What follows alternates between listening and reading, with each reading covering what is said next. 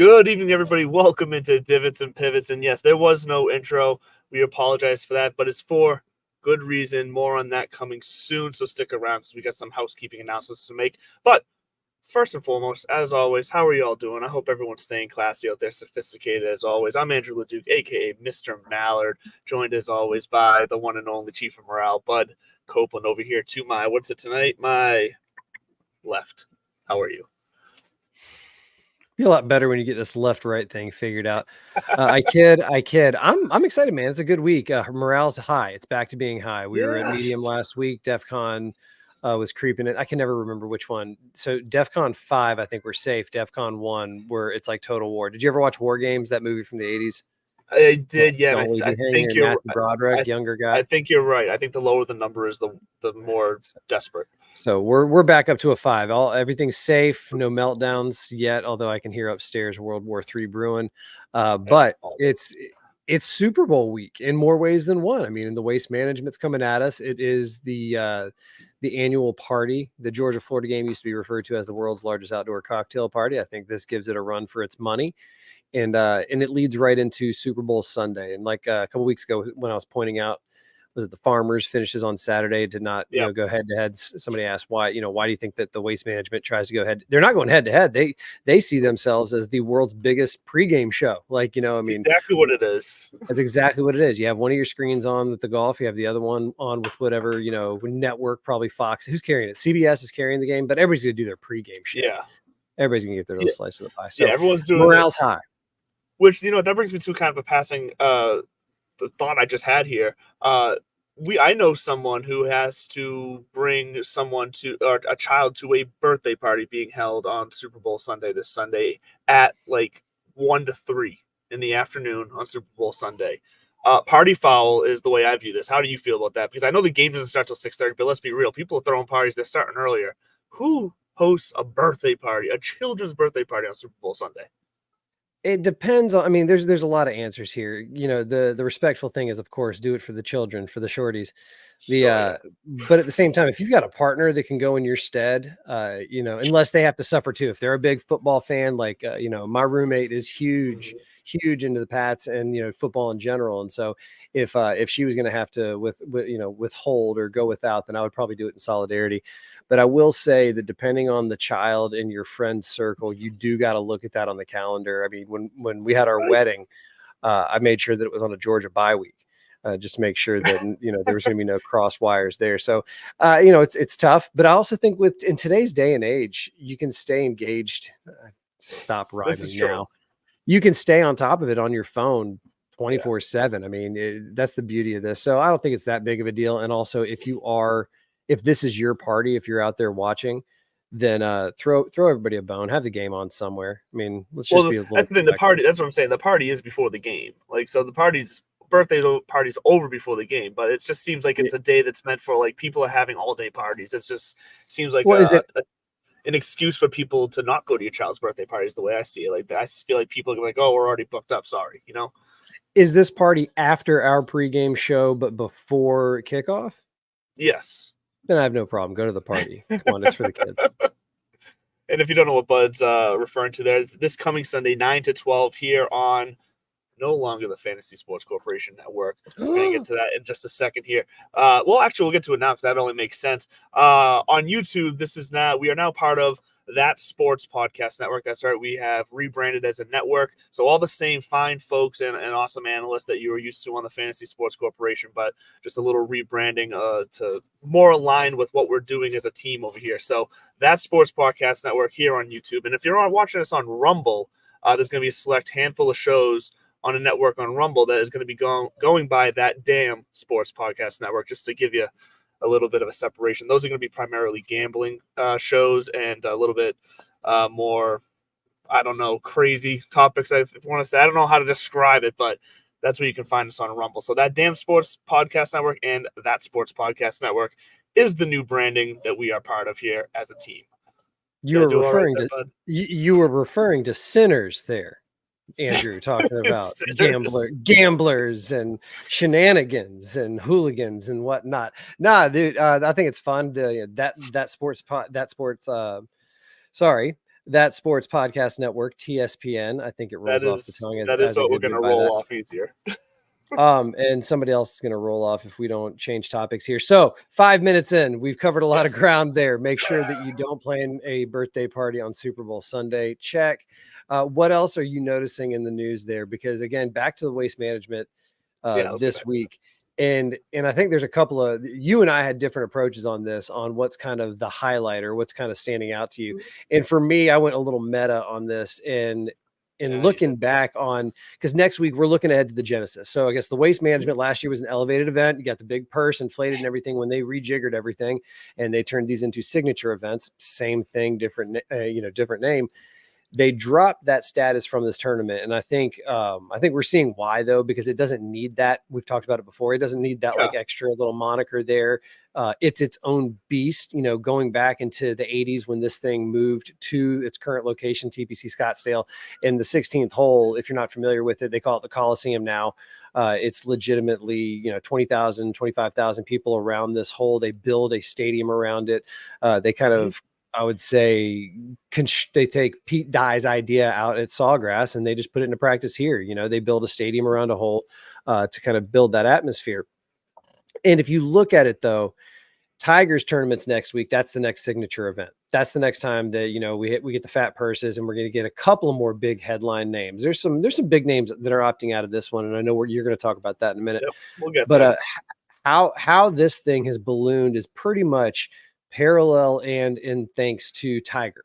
If you look back at some of the photos of this tournament, and it goes back into the early 90s, the mid 90s, there were crowds that would build around this hole just because there's old shots of it. And there was just so much desert. There was just room to actually sit there. And there's these little hills to sit on. So people naturally would congregate. And then it was in the late 90s where it kind of started turning into a party. And then when Tiger in 97, his first year playing this as a pro, and he dunks an ace on it. And the place just goes nuts. If you've never seen the YouTube, you got to look it up. It's a minute and a half long. He drains it. The place goes wild. There's beer flying everywhere in the background.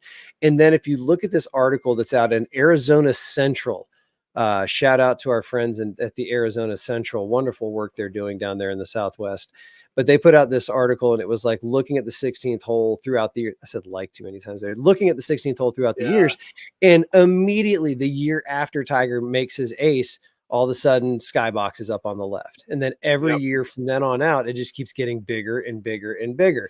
And I think that in 1997 in general, it was this tournament, it was the Masters that year with Tiger. It was just the Tiger era had started in this next wave of commercialization in golf. Arnie and Jack kind of got that era, got the thing going, saying, we got eyeballs on us. We can really make some money on this. And then it plateaued and Jack was kind of fading off. And in the 90s, we were searching for that next kind of, was it going to be Greg Norman? Was it going to be Nick Faldo? Was it going to be Freddie Couples? And here comes Tiger and hello world. And the whole thing changes. So this tournament every year is kind of a reminder of how far we've come and who it's thanks to, because the year after he makes that ace, this thing starts blowing up. And now we got 20,000 people around this hole. They say that the last time they actually gave out the attendance estimates for the tournament, they were saying they were pushing 220,000 people in and out of that hole a day. Can't believe I'm going to say that was absolutely wild. So I think that's why it's bigger than anything. And that's also why this is bigger than Live. And we're going to get to some of that in a minute. There's some guys chirping online about not giving, Live enough love. And we'll talk about the numbers and where they got their love and why. But the waste management, it's Tiger's show. Next week, Tiger's going to come back and unveil, I guess, the next chapter. He put out some philosophical pose staring off into the distance, and I don't even know what it said, but I'm just hoping this Sunday red looks better than a 1986 bad Jaguar commercial. I think it will, even though that logo is growing on me a little bit, so we'll see where it ends up. Real fast, I do want to shout out over on Instagram, Ahow12. Thank you for joining us, listening in at Acorn Hills. We all know who that is. Nate coming in strong. Looks like he's studying for an exam and listening to us. So thank you for helping us be part of your study routine. And as always, as you point out, sophisticated I am over here. But yeah, let's get into it because you mentioned a couple of guys kind of passing on this tournament this week in last minute withdrawals here, and Victor Hovland and Xander Schauffele. It is where I want to go to because I think that I've seen the media, and maybe not even, maybe it's a little too not right to say the media, because it's mostly just fans going crazy on social media here, and all the live lovers are now assuming that Hovland and These Xander lib lovers. are coming to live, which I get, because this is exactly what we saw out of Rahm. It's exactly what we saw out of other guys right before they made the switch. They withdraw from the tournament, obviously. But I think there's more to this, because what I thought when I saw Victor Hovland and Sanders, that most of these guys that have defected, and I say that, I know that's strong, but most of these guys that defected to live, there's been kind of two categories they fall into: is that they want the money and more freedom in life, get it, or is that they want the money and are just kind of pouncing on this high exposure, that they don't like, they fear that this is going to be their peak moment, that this is the best chance to get the most money they can get. And I get both reasons why. I can see where Victor might fall into that second one, because he's been, the last year or two, he's been really peaking and showing his colors. So maybe he's trying to strike while the iron's hot. His statement released that he's withdrew because he was pissed off about his basically his performance this past week at Pebble Beach. He wasn't happy. He was very disappointed in himself, and he said he needed a break before the Genesis. I could see that. Xander, look, with Xander, I don't think falls into either of these categories. Xander says he's given his wrist an extra week of rest before the Genesis. Same thing. I honestly think both of these are true. I don't think either one of these guys are going to live. I just don't see it. I think these are legitimate reasons they're withdrawing. I just think, once again, we're just seeing the masses absolutely loving to drum up this idea that these guys are leaving the PGA Tour for live, and they're eating it up still. Yeah. Yeah. I mean, it's they're not going anywhere. Like, these guys want to win at Riviera. Next week at Tiger's Place, that's becoming one of those tournaments. Again, the way that people, I mean, Tiger views the Memorial, and these guys still view Jack in the Memorial, but it's kind of, Riviera itself is one of those courses that they want to win on. TPC Scottsdale is part of a TPC, network, and it is nostalgic, and it's a big deal and kind of fun. But yeah, if these guys are struggling, there's no incentive for them to come here. And I guess that's one of the dangers of, or what they're trying to kind of test out and balance out, is find out, what of these non-elevated events have the juice to stick around, because you kept on mentioning live, and no, I don't think these guys are going to live. And if they did, I would understand. John Rahm even finally came out, and somebody put it to him, was like, hey, you said, $400 million not going to change your life, but then all of a sudden they put a bunch of money in front of your face and it looked like things changed. And John was like, yeah, he goes, it gets a little different when they actually put a bunch of money in front of your face. Yeah. When it becomes real. Yeah. He's like, and then you have to start thinking about the responsibility to your families, and everybody gets that part. And that's why I think I go to what Joaquin Neiman said after he won. First of all, Pebble Beach getting rained out, Wyndham Clark with kind of a walk-off 60, almost 59 3 times over, Ludwig Ober. It's Ober now? Ober? I don't know. But Ludwig, our boy. Anytime we settle on one, that's going to change again. They keep changing it. It's fine. Ludwig von Ober, he's going to break through, and I think he probably would have cleaned up on Sunday because he had that trajectory going, but the rain just washed him out, and that did free a lot of people up to watch live. I mean, I guess they had their biggest television audience, 400 and something thousand, but somebody also pointed out that the pickleball championships had 500,000. So, but I know, shots fired. And on Saturday, it wasn't even close. There was still 1.3 million. It wasn't. There was still go ahead. The 1.3 million people watched the replay on Sunday. So there was, 400,000 watching live. And then there's 1.3 watching the replay. And I think it's just kind of, those are the people like who were doing their laundry they had in the background. But I think that still brings up a good point about just quickly on Saturday, your point about no one watching on Saturday.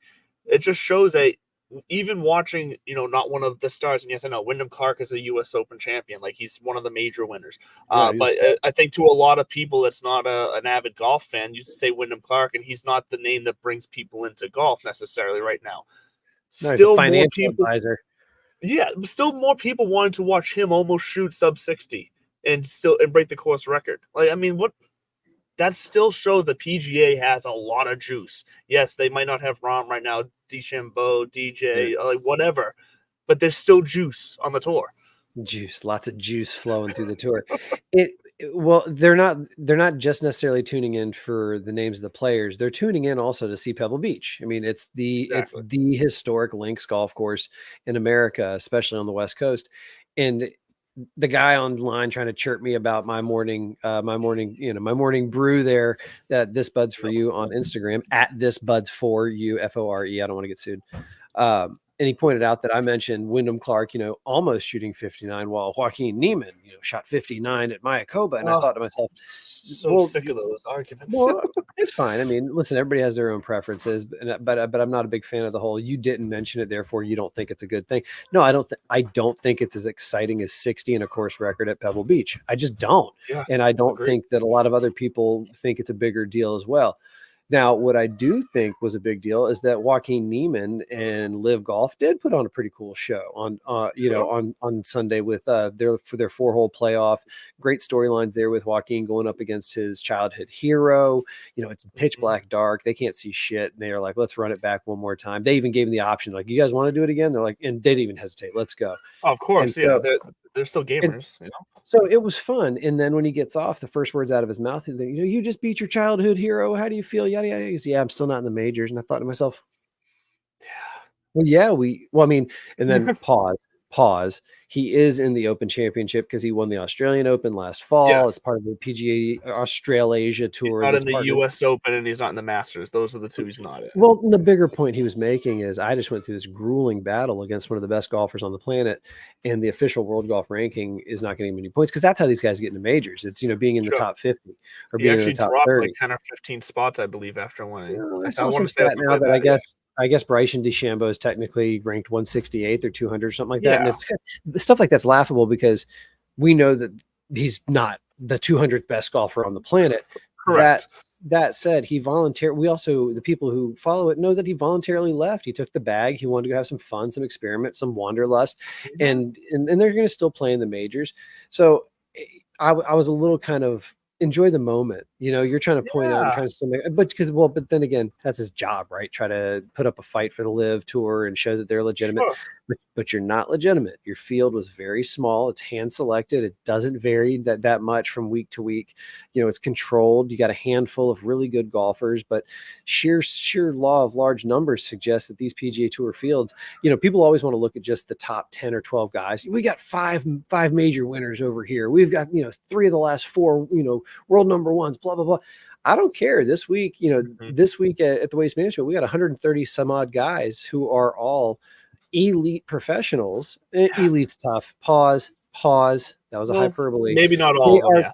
They're PGA Tour professionals, which means that they've got the game to win. It just has to, the stars have to line up. So Live has to just stay in your lane. You're a flashy exhibition. You're fun to watch. It's entertaining. I Mhm. do think they need to figure out Dan Rappaport over on Barstool Foreplay. I swear he watches me in the morning because our wavelengths are synced up. But he said the same thing I did, where when you're watching on TV, you really notice the music. When we were there, I think that there's this weird kind of presence where it does encompass you. And like the players say, you just kind of get the pulse, let you kind Sure. of feel the moment. When you're watching it on TV, you're used to this silence, and it feels really, really weird and out of place. Yeah. And so that's the only thing I think they got to figure out is how they can make the television kind of experience a little more enjoyable, because it's still confusing. And honestly, if it wasn't for the rain out at Pebble Beach, I wouldn't have watched.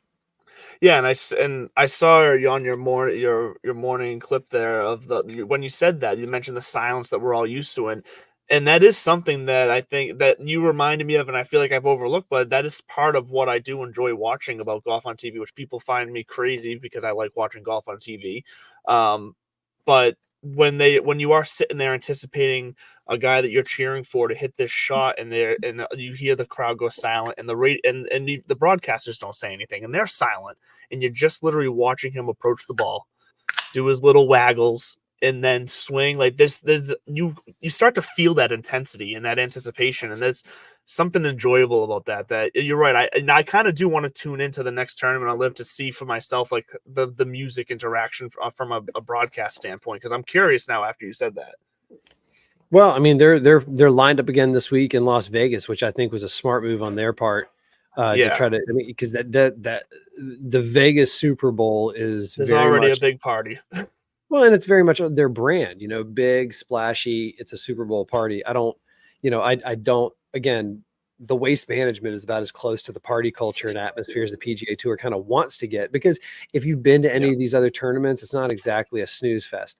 The Players Championship is always a massive, it is kind of a party. I would say, honestly, if this is the frat house, that's the yacht club. That's kind of the difference, or the beach club, if you want to call it that. That's the difference between the Players and the waste management. But the Live going to Las Vegas Country Club this week, and they're going to finish up on Saturday. They're not going to try to go head to head with the Super Bowl, which interesting, because also they wouldn't just be going head to head with the Super Bowl, but I still just don't care. I think it's more interesting that Caleb Surratt, the 19-year-old who's on Legion 13, this team thing's freaking stupid as well. They need to just ditch it.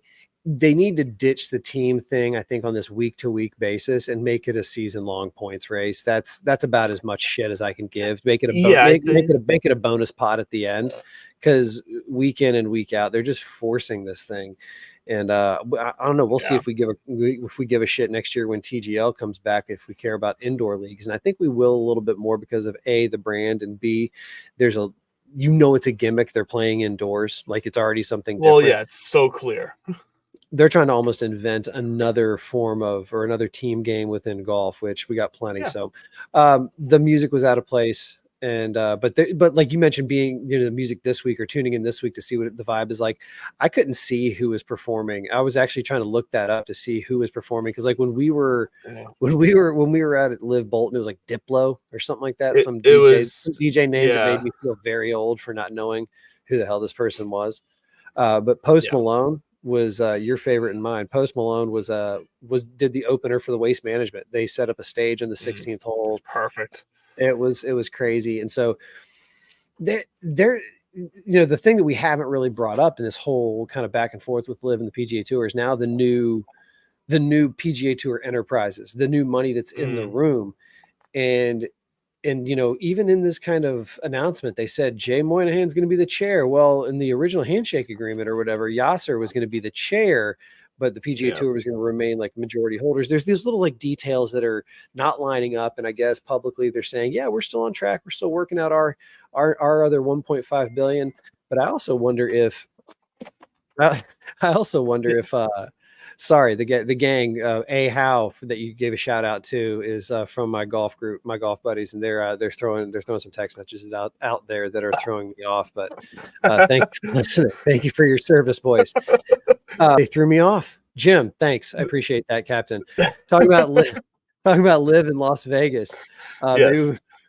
Well, no, you were talking about the details of the new merger and how the chair and whatnot. Because you're right. It does feel like if this falls apart, then, and so when you mentioned that Xander and Victor are they actually going to Live or something like that? My first thought was A, no, but B, if they are, maybe this is another sign, because they're talking about, Rory's out there saying, at first it's easy for Rory to say these things. And I think he's got to step back a couple of steps and remember that he's not real.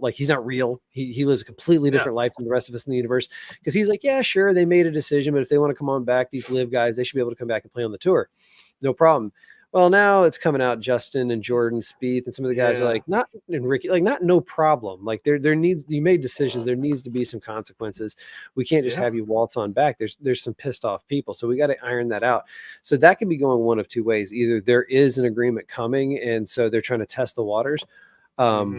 Or they know that there's no agreement coming, so it's fine. Like this is falling apart. I can just be real about it. Just Rory can take the high road and say, sure, you want to come back, because it's not going to happen. And if that's the case, then you might see another run on talent with guys like Xander and Victor. Tony Finau pulled out this week. He's a fan favorite at the Waste Management. I know he is. He's not there this week. And so it's something in the water. I genuinely think, like you, they might just be resting up after a cold, wet week at Pebble and just say, like, let's get ready for Tiger's tournament. But it would be concerning if any of these guys do jump, because if this deal falls through, which it could, maybe the PGA Tour enterprises can move forward with the 1.5 billion they already have, and they don't necessarily need this next partnership. And if that's the case, then I mean, hopefully everybody has good lawyers, because I think that's going to go back in the direction. Or they could say, Yeah. let's not sue each other and let's just go put our products out there and let the chips fall where they may. I mean, that could be it too. The PGA Tour is finally in a position to say that. Yeah, which I'm all for. Like, bring it on, I guess. Like, hey, like we said, if anything, we just get more golf. Which, if depending on how the product shakes out for a live in that scenario, like we just get more golf, and I'm not going to complain about more golf. It's just like my girlfriend was just saying this past weekend. She's like, don't know what I'm going to do after the Super Bowl, because she also really loves football, and she's like, it's going to be this lull where I'll miss football. I said, don't sweat it. The UFL's starting up, the new spring league, the United League and the XFL merge that they had to the UFL. I was joking, but she was like, oh yeah. She was like, oh yeah, maybe I'll check that out. I said, there you go. Because I'm trying to turn her on to golf, get her excited. Like, oh, well, golf is still going on. We're going to have the Masters and all this. And she's like, So I had to throw a UFL instead. I kind of respect her more. I respect her more for getting excited for the UFL and not the Masters, because it's hard. Yeah. If golf's not your bag, then you either just absolutely have no room for it in your life, or it's nap radio, which I even respect the nap radio crowd, because I'm one of them myself. What'd you say? USFL and the XFL merged? Yeah, it's just called the UFL now, I believe, if I had that correct. Let me make sure I have Was one of these run by The Rock? Did I see that somewhere? Yeah, so The Rock had taken over the XFL, and I believe he's still involved with the UFL, or is it the USFL actually? I don't know, man. You're the football guy. I know. I think I might have got the name wrong here. It's the UFL. It's the UFL. Yeah. UFL releases official schedule for the 2024 season 1 day ago. Could you imagine? If the Saudis and by the way, the Saudis, as if it's a ragtag army on the desert. If the PIF, the Saudi Public Investment Fund, if they decided to try to go after something like the NFL, what that would take, because what they're doing with Live is interesting to you and I, because we're golf people, and it's probably interesting to some business folks out there on a macro level. And then there's obviously the socio-political aspect of it all. But they're also trying to do this in soccer. And I'm not a big soccer guy, but we're going to give this show, maybe 45, 60 good soccer seconds here. And I heard it on a show that I listened to, and I also saw a couple of headlines. Didn't click on them. I'm going to be honest. This is one of those things where I read an article, didn't read the article, saw the headlines. that some of this high priced talent that they've brought in is unhappy. Shocker. I'm sure there's some live guys that are unhappy with the way life is, and then they check their bank account and they forget all about it. But some of these soccer players are deciding to go back, and we poke fun at Live for having sparse crowds, but I mean, even at Live Bolton, it wasn't like overwhelmingly huge. You kind of felt like maybe a minor league baseball game crowd, like that kind of size feel. I would agree. But there's like nobody at these Saudi league soccer matches. Apparently there's like 200 people in a crowd, and you total up and you've got like, $1 billion worth of salary on the field. And I gotta know, maybe there's a smart business person out there who knows the details. Like, realistically, how long can entities like Live or even the Saudi Football League, if they're not generating a profit, how long can they just keep burning money? Because I know. Because I mean, we do talk about this as if Live's not going anywhere because they got deep pockets. They do have deep pockets, but I mean, even rich math is still math. Their investment, these people get rich by not making money. So how are we going to figure this out? So I don't know. I'll be curious to see what kind of attention we pay to Live.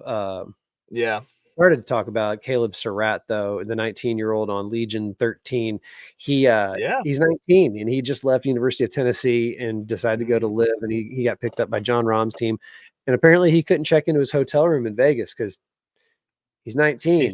He's 19. And you have to be 21 to check into your hotel. That's kind of a fun storyline. I kind of love that. I want to know if he's bunking up with Tyrrell. And if he's the big spoon or the little spoon, I think he'd be a little spoon just out of principle, because Tyrrell's kind of, he's got the elderly gravitas. But in the end, it's fine. Also just Tyrrell. I haven't Tyrrell.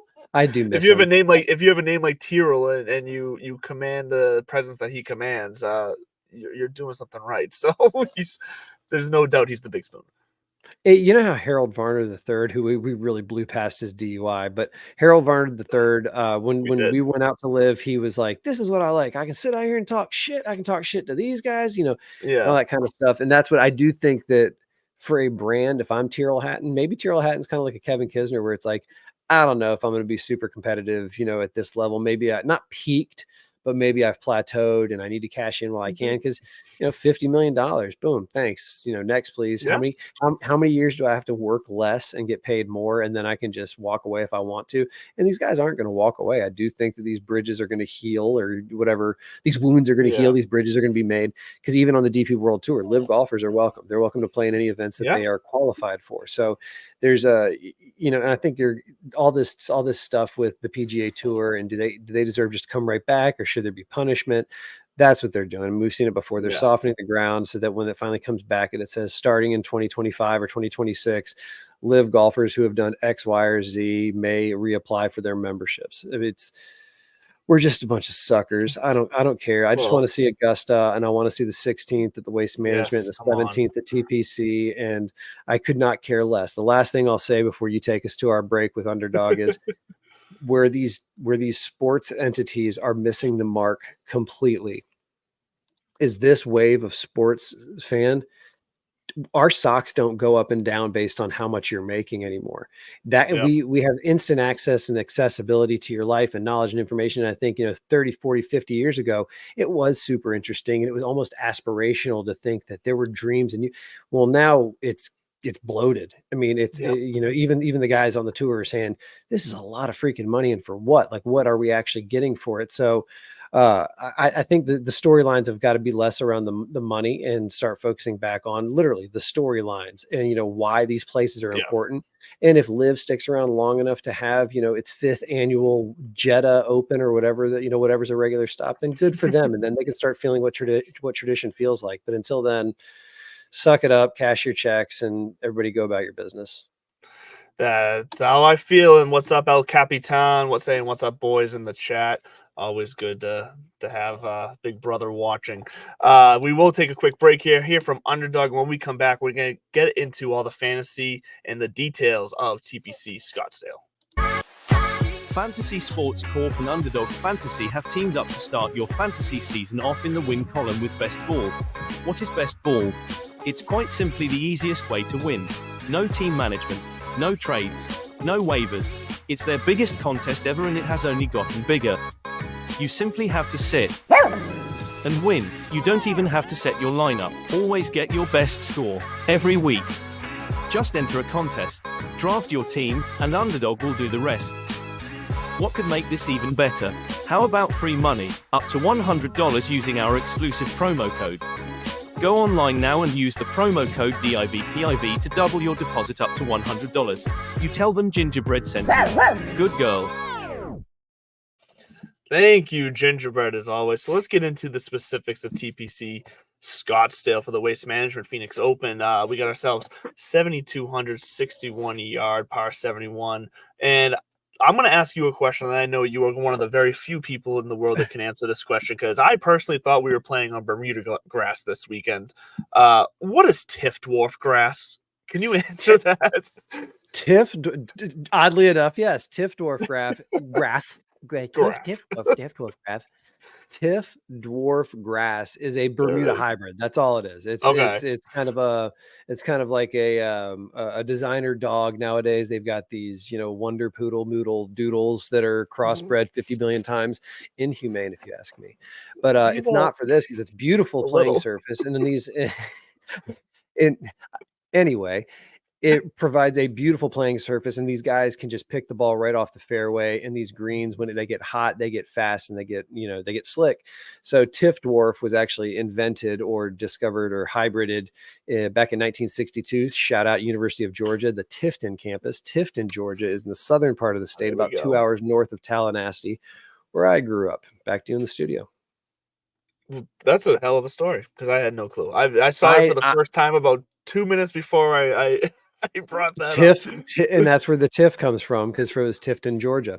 That's actually funny that you asked that, because I was reading up on my TIFF dwarf grass earlier today. But yeah, no, it's 7,200 yards, par 71, TIF dwarf grass. And this is a typical, I'm not gonna say typical, but a pretty typical TPC layout in that it's a ball strikers course. If you look at the history of the winners here and the way that any other smart fantasy blogger, sports person talks about this place. So I'm just going to copycat them because they're smart and they're right. It takes well-rounded players. You're not going to, it's not just a bomber. It really does take a well-rounded game. And I know that sounds cliche, but some of these courses you can get away with, being inadequate off the tee. You said it was a good size, or, maybe having some errant approach shots because it's not that heavy or around the green, but you got to be able to scramble here. Around the green is going to be important. You can get in some trouble late, especially down the stretch. You get an accessible par 5 that brings water into play. We got water into play on 17. So this course is going to take a complete game. And I think it's a little hyperbolic. That's 2 hyperbolic references in one show, not necessarily a record. But I read a couple of folks make a comparison to Augusta National or even TPC Sawgrass as East Coast courses because of, what's the typical player? Typical player is somebody who's a ball striker who also does not make a lot of mistakes and can gain strokes tee to green. You don't necessarily need to putt lights out, which is why I still got Scotty in my emergency 9 little peak there. But you do have to absolutely be hitting the ball well, as evidenced by former victors of this course.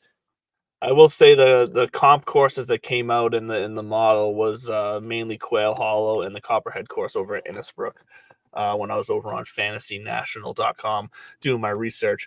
But one kind of off the cuff question here that I think is interesting about, just because I was looking at the pictures of this week as they're getting ready for the Waste Management Open, and I was actually noticing on Ben Griffin's TikTok, watching him out there shoot some shots and do his social media thing that he loves to get into, is this. It struck me that just the amount of multi-level grandstands that are not just obviously the stadium hole at 16, but also the 17th and the 18th. Is this the tournament that has the most grandstands at this point? Like, do you think there's a tournament that has more? Because it just seems like the grandstands are not just plentiful, but they're also massive. They're multi-tiered in a lot of cases too. Well, they are in the middle of a freaking desert. So what are you going to do? Build, baby, build. Yeah, it probably is the leader in the clubhouse, pun intended, for most. That's a great question. We should probably find the answer to that. But I just pose thought it of that first. after we went live. If anybody knows it, what tournament has the most? I would say kind of like infrastructure work to do. If I would say Sawgrass, the players is kind of a close second, because that course was the original stadium course, and so the hills that are all in between the holes, they literally just build right on top of that. So every inch of grass is covered now by some sort of executive suite or the Amex Club or some beer garden. I mean, it's all, and they're going to have to keep doing this because even though they got this injection of capital from, the Fenway Group, and I guess, like, did you see some of the part owners or part investors in that, in this too? Like LeBron James, I guess, has a slice now, because he's part owner of a couple of, he's part owner. He's in the part of the Red Sox. The Fenway Group is massive, and some of the people in there would surprise you. And I know they just actually brought in Theo Epstein is back involved, which everyone thought, he's back involved with the Red Sox. No, he's involved Fenway with Group, which means he's moving on to the business portion of his career at this point, where technically he always was on the business, but he was very much focused on baseball. I doubt he's going to have much impact on baseball, but we're not here to talk about baseball. We're here to talk about golf. And let's get into our key 3. At this point, it's really 4 or 5 stats, but whatever. We're still calling it our key 3 stats because I'm pretty sure we're going to be, from the looks of things, right on par with each other here for what we're going. No, you didn't. You mentioned ball striking, so I got ball striking in there. I got around the green, I got putting, and I got tee to green because, like you said, you got to get yourself in position safely so that you don't have to scramble, and then you got to be able to stick it where you are. Where you can stick it where you can. Whoops. But what are your? Because like you said, it looks like we're pretty similar. What are your stats and what's differing on yours? The spelling of around the green and scrambling. I meant around the green when I said strokes gained scrambling. Oh, the exact same one. Like I said, a well-rounded approach to the whole thing. And then if you do get in trouble, can you get up and down and not lose strokes? I mean, you can get fancy with it and say bogey avoidance if you want, because while this isn't exactly an overwhelmingly, difficult course. These scores will get into the teens, if not touch 20 under to win, in some years.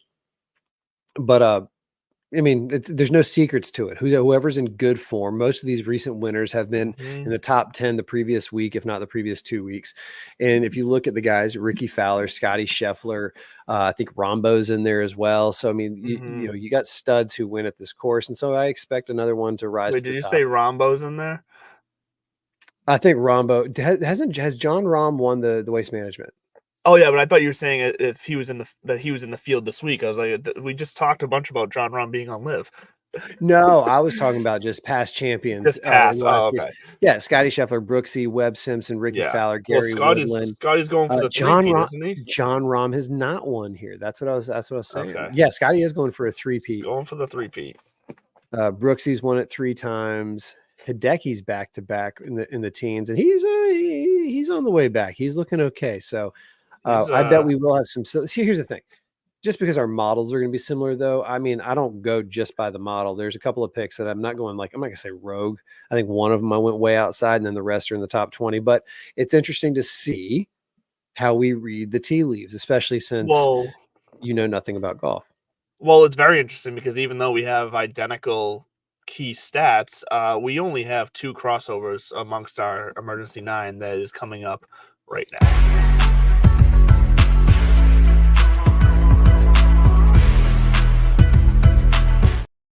And it is shocking when you put it that way that our key stats are the same, but we're obviously looking and factoring in other things other than just the raw numbers because we do only have two of the same guys in our emergency 9s. So I mean, I'll kick us off with my number 9 through 7 here. Billy Horschel for me at number 9, Eric Cole at number 8 because once again. I'm going to keep putting him in there until he fails me, and he's yet to fail me. He hasn't won. He's kind of getting closer to the bottom of my emergency 9 because he's not exactly finishing like top tier, but he's close enough to where I think he still deserves that respect. And then JT Poston, who I think as well is just someone who's been playing well right now. He's T20 this past week at Pebble Beach. Took the Farmers off, but finished T11 at the American Express, 6th at the Sony, and 5th at the Century. So that's good. And I believe Poston's he was cut here last year, but before that, he had a 4-year run of top 37s, including a T11 in 2021. So Poston is someone who I think, given his current form right now, could surprise this week. I don't disagree with that. JT Poston pops up every once in a while, and I think he's going to break through. He might be the next kind of middle tier guy who gets into that top 20 feel if he's not there already. 9, 8, 7. And like I said, on one of my picks, I went a little deep. And Kevin, you come on down. Now, if you don't know that name, you're not the only one. He has an illustrious junior career and background, and he was a stud in college. But he's new to the PGA Tour, but he's coming off of a couple of, he's coming off of, I think he was 50th last week or whatever, but a couple of top 10s before that. And the scuttlebutt on the message boards and the blogospheres is that this guy is going to be one of those kids to keep an eye on, kind of like Tom Kim was a few years ago. So Kevin, you at 9, Wyndham Clark at 8, form. He shot 60, and there's no reason to think that he's not going to play well. And then so we got and 3, 2, 1. Breathe, sir. Breathe. 9, we got Kevin Yu. 8, we got Wyndham Clark, and then 7, Akshay Bhatia. He's shown signs of life. I'm just going to he's my Eric Cole. Let's put it that way. So Kevin Yu, Wyndham Clark, Akshay. I like that. And yeah, I totally agree with Wyndham Clark. I was trying to explain to people at the bar, like just how, how significant it would have been if he did shoot sub 60, which he was about a quarter inch away from doing that on 17. That putt, I don't know how it stopped right there, but he could have easily done it. But even so, sure, he didn't shoot sub 60. He still set the course record at Pebble Beach by 2 strokes. Like that's not anything to disregard as, insignificant here. So I do love the Wyndham Clark play here on current form, obviously. My number 6 is going to be Scotty Scheffler. I'm not saying he's going to win the three-peat here, but it's definitely in play. but he still should. I don't see how he's not a top 10 finisher this week. So I like Scotty Scheffler. Matt Fitzpatrick as well coming in. He's tended to perform well at this course. I've had him. Oops, if I could spell his name right. T29 last year, T10 before that. So his 2 appearances here, he's had good showings. And then a guy who just tends to show up at certain courses. And when you think ball striking courses, the first thing that always comes to mind to me is Sung J M. And so I think Sung J M will be in play this week. There's always a handful of tournaments every year that he's very much in play on the leaderboard. And this is going to be one of those, I think, where he can show up and he can ball out a little bit. So to recap, Scotty Scheffler, number 6, Matt Fitzpatrick, number 5, and Sung J M, my number 4. I like that you said ball out. I really do enjoy that you said ball out. Wait, 9. So 6, 5, 4. Coming in at number 6 on Boudreaux's emergency 9. Benny on. He's coming off a 31st at Pebble Beach, but he's got a couple of top 10s before that at the early part of the year. So when you see Ben on, jump on. See what I did there? 5 is Minwoo Lee, coming off fresh from that Lululemon endorsement deal. And I also think that Minwoo is still on his way up. I think he kind of plateaus here and there, but he scratches the top of the leaderboard last fall. He wins overseas. It's just a matter of time before he breaks through and starts winning consistently on tour. Speaking of a guy who did that recently, Max Homa, again, the California kid. I know we're not in California per se, but still that West Coast venue. I think he played golf at Cal Berkeley, which means he's gotten his reps down there. And the Waste Management feels like the kind of tournament that he's going to win. He is the I'm not going to say the bro-ish. To have fun though. Yeah, I mean, I think that he's the best option of those kind of like party golfers, so to speak, if that's even a label that they would take. Let's just say he fits in well on a yacht with Jordan Spieth, Ricky Fowler. Like when they used to do those little cruises, parties, he would fit in well there. If they spring break boys. Still they all have kids now. Well, yeah, exactly. Minwoo Lee as well. He's riding this wave of confidence and swagger. The way he walks around. I mean, to rock that mustache so proudly as he does, like you got to have some confidence and swagger with yourself. So that is the type of I guess perspective that carries over to the golf course. So I don't mind Minwoo Lee. I wouldn't mind seeing him have some success here as well. What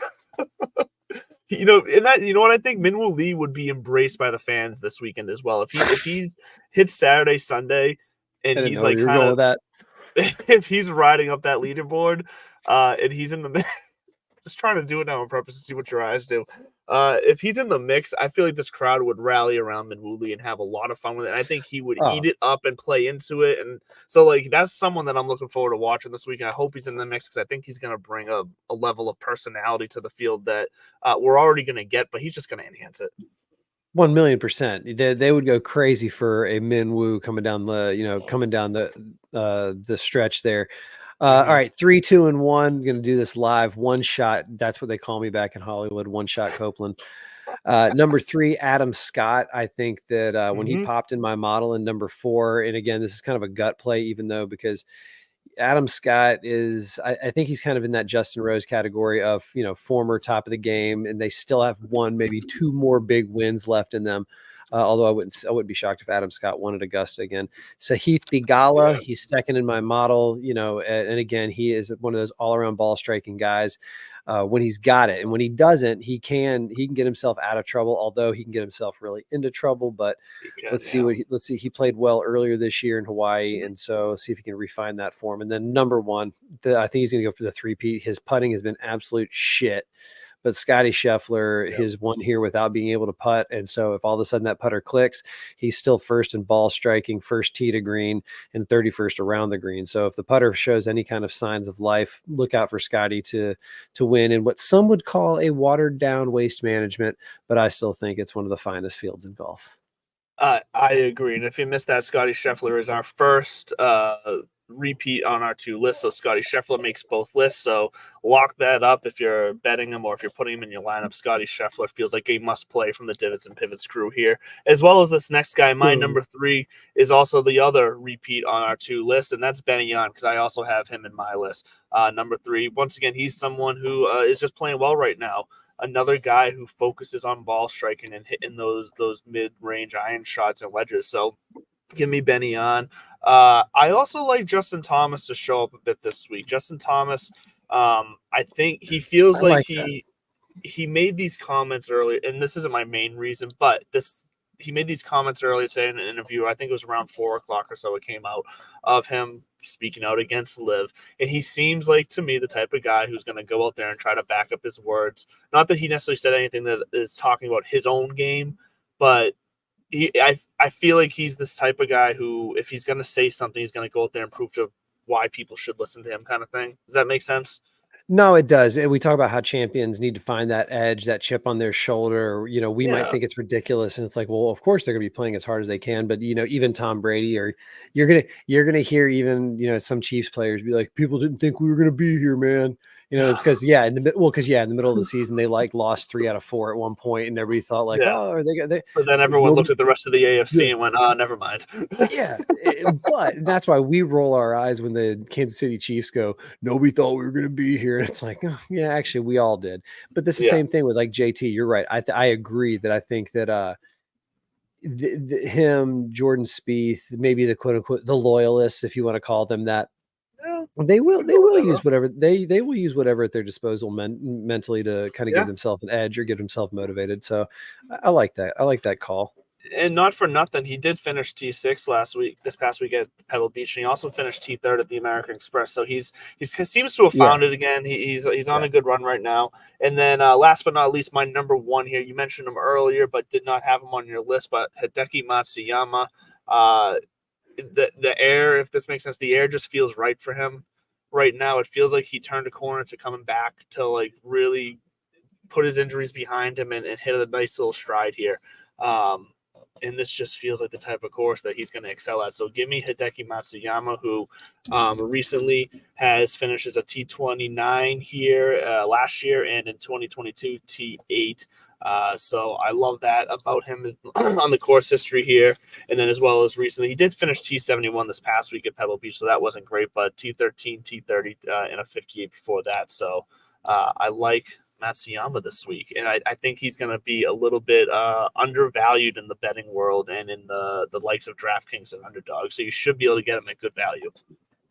I like that too, and that's why when I was looking at the history of the tournament and seeing that he had a back-to-back run in the mid-teens, and it really did. That was a little bit of regret there, going, damn, like he really would have been a good play, because when he's healthy, he's there. And I was skeptical the last couple of years, which rightly so. It's kind of like when Jason Day started to show signs of that injury.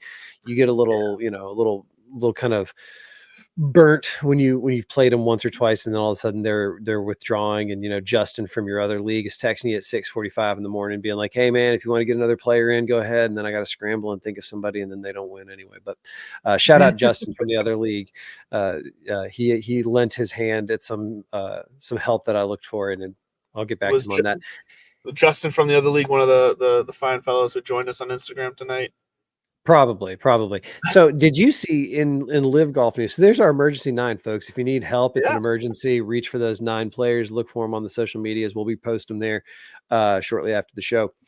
News from Live Golf, and kind of okay, I can see this. Smash Golf Club, which I guess is Brooks is the call. Of course he is. Smash. Yeah, right. Smash Golf Club. Want to talk about party boy? What a fucking bro. And I mean that in a good way.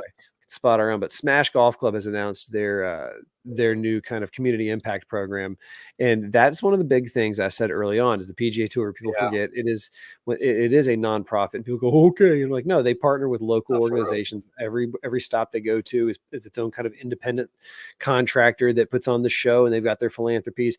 So I guess this is out of West Palm Beach, Florida, because we know the kids in West Palm are really struggling. I'm just kidding. I'm kidding. That was real snotty of me. But it says, following a pilot year in 23, Smash Golf Club today officially announced the launch of its community impact program, Smash for Success. Designed to empower young people through golf. Designed to empower young people through golf, the initiative is headlined by 2 new flagship pillars: the Smash for Success Scholarship and Mentor of the Year Award. So, you know, they're putting their money where their mouth is, especially Brooksy down there. It's not, I mean, it's nothing new. Almost all these guys have nonprofits or foundations. You know, it's for some of them it's a tax thing, for some of them it's a calling. Kind of like Tim Tebow, he played football, but he had a lot of philanthropic endeavors, including his work over in the Pacific. But we're not getting into that. So I thought this was good. This hit my inbox, which was a nice kind of change from the Live Communications when we saw that they misspelled John Rahm's name. Then they tagged the wrong John Rahm, which we all make mistakes.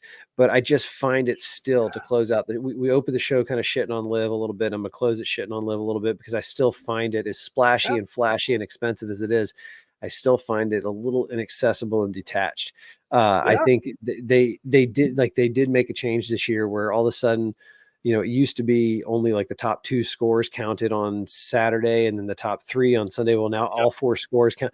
I kind of like that. I could dig that. And I say, why not take it a step further? If you really want to get this team aspect going, make the stakes even higher. Make all 4 scores count all 3 days because you're only playing 54 holes. Yeah. So, you know, start tweaking these changes. And I do think that eventually they'll get their official World Golf Ranking points, mostly because when they first applied right after launching Live, they have made several changes since that. When they got rejected, when that first application finally went through the process and got rejected, Live had already put in place some of the changes that the official World Golf Ranking folks were like, we'd like to see these things. Well, we've done that. We've got relegation. We've got kind of a qualifier system. We do have partnerships with other tours that have co-sanctioned, or at least said, you know, we'll recognize your people and they can come play. So they've done it. I think the foundation is there. I just simply don't see it overtaking the PGA Tour because, especially with this new equity model that they're rolling out, it's going to be a much more long-term. I think Liv will continue to pick off some of these ripe cherries like Tyrrell Hatton was, or, you know, you know, every 3 or 4 years, we throw $500 million at whoever the top dog is at the moment, like they did John Rahm. But I just don't see it sucking enough of that top talent all at once to really drain the PGA Tour of the quality product. They still got to figure out some of this TV shit that it's getting a little stale and boring, but overall the product is better, the tradition better. And as they say in the SEC, it just means more. It does just mean more, and the depth of the PGA will always be better. But look, that, you know what? I'm cool with ending on shitting on Live because it just feels natural for us at this point, and I'm all right with that. So let's end it there. We will see you next week. Like I said, we are now still all the same folks from the Fantasy Sports Corporation. We just changed the name, so we did not change the network, but we just changed the name. That Sports Podcast Network here on YouTube, and then if you're watching us on Rumble, this is That Damn Sports Podcast Network. I've already changed I was on top of changing the overlay, so thank you to the intern. We got that figured out. The new intro will be coming up in the next week or two to reflect that change as well. We love you guys. We'll see you next Tuesday. Enjoy the party this weekend. Enjoy the Super Bowl. Wait. The Super Bowl. As I said it, I was like, oh, we got 3 minutes.